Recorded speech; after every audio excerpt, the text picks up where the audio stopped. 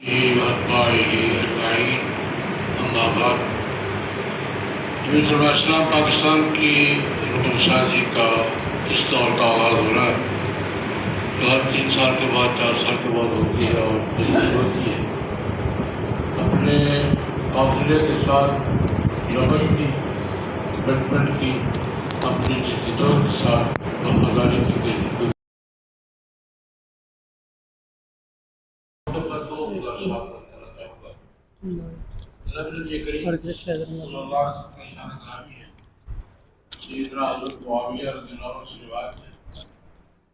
علماء کرام نے روایت کئی دفعہ پڑھی ہوگی. فرمایا جناب نبی کریم صلی اللہ علیہ وسلم نے لا تزال طائفة من امتی قائمین علی الحق ظاہرین علی من رواہم لا یضرهم من خالفهم ولا یخافون لومۃ لائم حتی یأتی امر اللہ او کما قال صلی اللہ علیہ وسلم. امت میں ایک گروہ ہمیشہ رہے گا، حق پر قائم ہوگا، بلا خوف لومۃ لائم حق کی بات کرے گا، اس کو کوئی حق سے ہٹا نہیں سکے گا. قیامت تک اہل حق کے گروہ کا یہ تسلسل قائم رہے گا. یہ ہر دور میں قائم رہا ہے، ہر علاقے میں رہا ہے، ہر دور میں رہا ہے.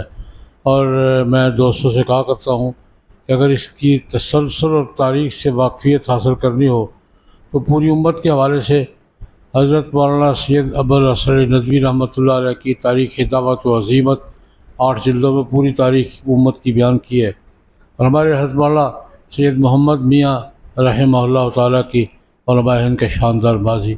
یہ دیکھ لیں کہ کس کس دور میں ہمارے کن کن بزرگوں نے طائفۃ من امتی کا یہ کردار ادا کیا ہے.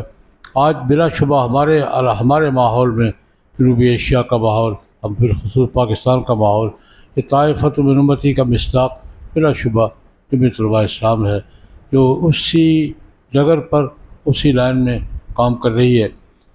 یہ بات ہمیں ذہن میں رکھنا چاہیے کہ ہم جمعیت علماء اسلام میں شامل ہو کر اسی طائفۃ من امتی کے دائرے میں خود کو مصروف عمل کر رہے ہیں. اللہ پاک ہمیں اس کی توفیق عطا فرمائے. دوسری بات، بخاری شریف کی روایت ہے، پڑھتے ہیں، حوالہ دیتے ہیں. العلماء ورثۃ الانبیاء، علماء انبیاء کے وارث ہیں. اور وراثت کس چیز میں ہے؟ صرف اس بات پہ نبی کریم صلی اللہ علیہ وسلم نے اپنی نبوی زندگی میں 23 سال میں جو کام کیے ہیں وہ سارے وراثت میں منتقل ہوئے ہیں.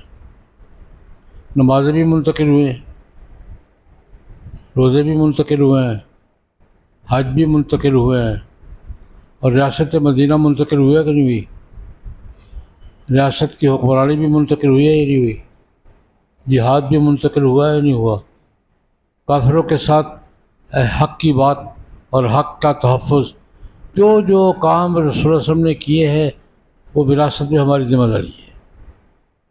حضور کی سیرت طیبہ زندگی کے کسی ایک شعبے میں محدود نہیں ہے، اور قرآن پاک کے احکام بھی کسی ایک شعبے میں محدود نہیں ہے.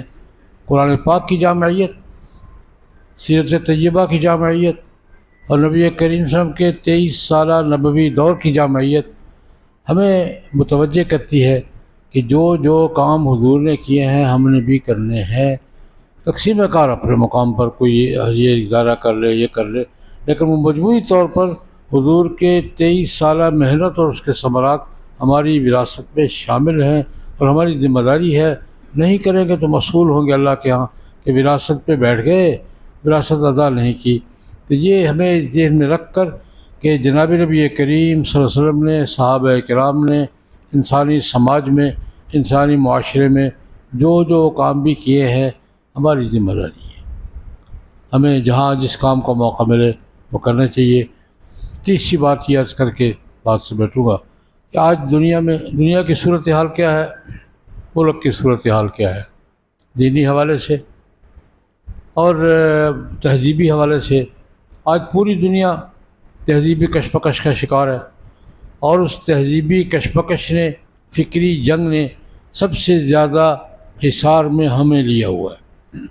سب سے بڑا نشانہ ہم ہیں. عقیدہ تبدیل کرنے کی، کلچر تبدیل کرنے کی، تہذیب تبدیل کرنے کی، اس میں ہمیں بڑی بیدار مغز قیادت کی ضرورت ہے۔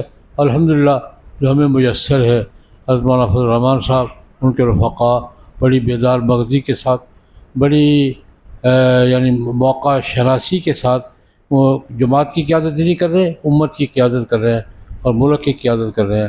ہمیں ان کے ساتھ تعاون بھی کرنے، شریک ہونا چاہیے، اور ان کے ہاتھ زیادہ سے زیادہ مضبوط کرنے چاہیے۔